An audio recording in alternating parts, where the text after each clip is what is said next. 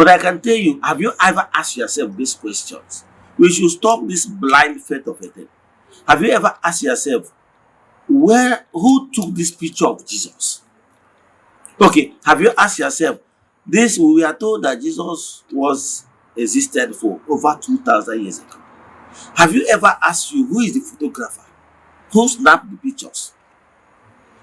Even if you go to Google, you will notice that this photography we are seeing now, photo pictures we are seeing now, videos we are seeing now, is not up to 1,000 years. Now, who took these pictures you are seeing on social media as pictures of Christ? I know in your various homes, you see it. In parishes, in churches, you see them.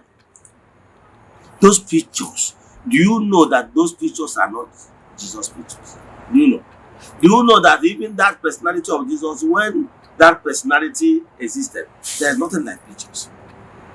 Now, today, you go and get some of these pictures, known actors.